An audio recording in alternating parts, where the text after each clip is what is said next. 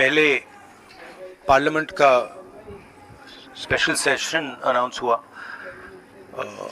और काफ़ी फैनफेयर से पुरानी पार्लियामेंट बिल्डिंग से नई पार्लियामेंट बिल्डिंग में ट्रांजिशन हुआ। वो अच्छी बात है और मेन फोकस स्पेशल सेशन का, पहले तो मालूम नहीं था ये स्पेशल सेशन क्यों हो रहा है, स्पेक्यूलेशन काफ़ी हुआ और फिर पता लगा कि इसका मेन फोकस महिला आरक्षण है। उसके बाद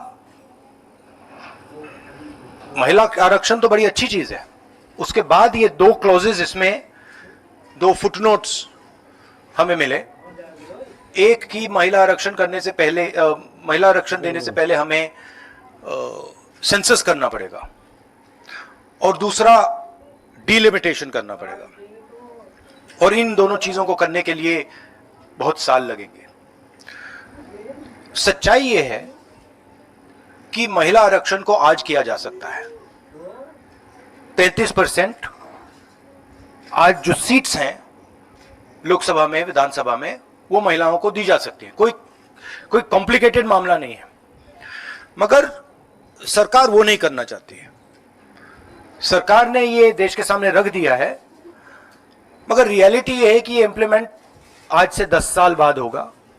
ये भी नहीं मालूम कि होगा या नहीं होगा। तो एक प्रकार से ये डिस्ट्रैक्शन टैक्टिक है, डाइवर्जन टैक्टिक है। डाइवर्जन किस चीज से हो रहा है? डाइवर्जन ओबीसी सेंसस से हो रहा है। मैंने पार्लियामेंट में सिर्फ एक इंस्टीट्यूशन के बारे में बात की, वो जो हिंदुस्तान की सरकार का सेंटर है, कोर है, जो हिंदुस्तान की सरकार को चलाता है, कैबिनेट सेक्रेटरी एंड सेक्रेटरीज।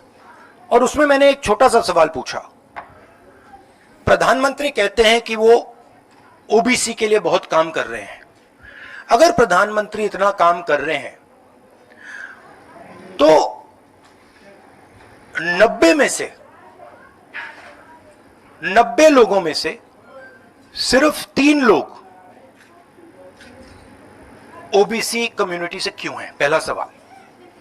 दूसरा सवाल, मैंने यही एनालिसिस बजट को देख के की कि भैया पूरा हिंदुस्तान का बजट क्या है और ये जो ओबीसी ऑफिसर्स हैं ये इस बजट में से कितना कंट्रोल कर रहे हैं और क्या कंट्रोल कर रहे हैं। आदिवासी क्या कंट्रोल कर रहे हैं, दलित क्या कंट्रोल कर रहे हैं। ओबीसी हिंदुस्तान के 5% बजट को कंट्रोल कर रहा है, ओबीसी ऑफिसर्स। तो मुझे बात समझ नहीं आ रही है। प्रधानमंत्री हर रोज ओबीसी की बात करते हैं, ओबीसी प्राइड की बात करते हैं, मगर ओबीसी के लिए क्या? अब जब मैंने ये बात बोली, उनका रिस्पॉन्स बड़ा इंटरेस्टिंग है। वो कहते हैं कि लोकसभा में हमारा रिप्रेजेंटेशन है, लोकसभा में रिप्रेजेंटेशन का क्या लेना देना है। मैं कह रहा हूं कि बजट डिसीजन जो लेते हैं, जो बजट को ऑफिसर्स हैं, जो बजट को कंट्रोल करते हैं, 5% ओबीसी निर्णय ले रहे हैं। और मैंने सिर्फ यह सवाल पूछा, क्या हिंदुस्तान में ओबीसी की आबादी 5% है? यह मैं जानना चाहता हूं। अगर 5% है तो फिर वो ठीक है, उसको मैं एक्सेप्ट करने के लिए तैयार हूं। मगर अगर वो 5% से ज्यादा है तो मुझे यह पता लगाना है, और एक बार मैं मन बना लेता हूं, मैं छोड़ता नहीं हूं, मुझे यह पता लगाना है ये ओबीसी हिंदुस्तान में कितने हैं, और जितने हैं उतनी भागीदारी इनको मिलनी चाहिए। अब आप किसी लोकसभा में किसी भी एमपी से पूछ लीजिए, लोकसभा को टेंपल ऑफ डेमोक्रेसी कहा जाता है।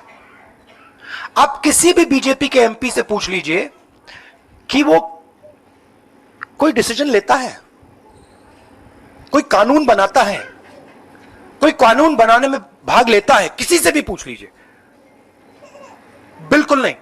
ना कांग्रेस का एमपी इस लोकसभा में, ना बीजेपी का एमपी, ना कोई और इंडिया का एमपी कोई डिसीजन लेता है। मतलब एमपीज को जैसे मंदिर में मूर्ति होती है वैसे मूर्तियां बना रखी हैं और ओबीसी की वहां पे मूर्तियां भर रखी हैं, मगर पावर बिल्कुल नहीं है, देश को चलाने में कोई भागीदारी नहीं है। यह सवाल मैंने उठाया है कि क्या, और हर ओबीसी युवा को यह समझना है कि क्या आपको इस देश को चलाने में भागीदारी मिलनी चाहिए, हां या ना? अगर मिलनी चाहिए तो क्या आपकी आबादी 5% है, हां या ना? यह सवाल है। और डिस्ट्रैक्शन इस बात से हो रहा है, बीजेपी को ये जो 2 पॉइंट्स हैं, महिला आरक्षण वाले, डिलिमिटेशन और सेंसस, इनको हटा देना चाहिए और एकदम महिलाओं को जो इज्जत मिलनी चाहिए, जो रिस्पेक्ट मिलनी चाहिए, जो भागीदारी होनी चाहिए, उनको एकदम वो कर दें। और कास्ट सेंसस का जो हमने डेटा निकाला था उसको पब्लिक कर दें, तो सारे हिंदुस्तान के ओबीसी युवाओं को पता लग जाए वो हैं कितने, और नया सेंसस कास्ट बेसिस पे करें। Thank you. भरोसे का YouTube चैनल और सच्ची खबरें देखने के लिए हमारे खबर हक टीवी को सब्सक्राइब, लाइक और शेयर जरूर करें। और हां, सबसे पहले खबरें पाने के लिए बेल आइकन दबाना बिल्कुल भी ना भूलें।